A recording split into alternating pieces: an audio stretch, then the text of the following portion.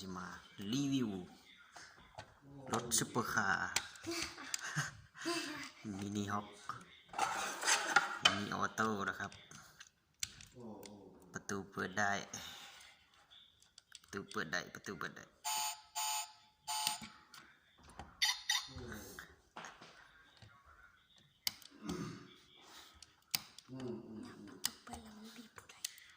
สตาร์ทบ่ได้ต้องเอาประตูลง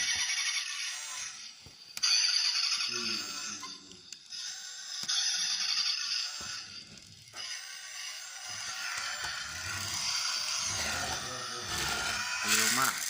เจ้าคันนี้เปิดประตูได้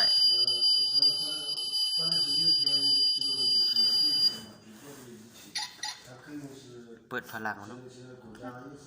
เปิดฝรั่งเปิดได้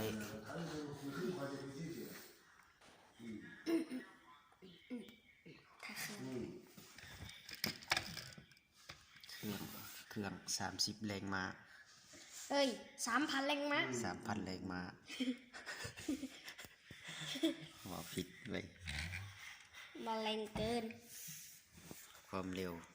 ดูที่กาไม่ใช่กาลัมโบกินี่กาตัวสิง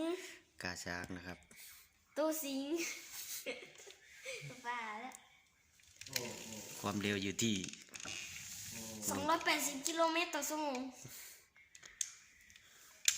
570 กิโลเมตรต่อชั่วโมงแรงจำสุดก็1,800ราคาเท่าไหร่นี่100 กิโลเมตรต่อชั่วโมงราคาเท่าไหร่ราคา1,800,000แต่ของจริงมันเป็น100 ล้านราคา100,000 กีบป่วงแล้วใครสนใจคอมเมนต์ใต้คลิปได้อยู่ที่ไอเต็กตึกใหม่สตาร์ทได้ไฟหลังแถมมันเร็วอีกจังนะไฟหลังงั้นไปได้กันเลยนะ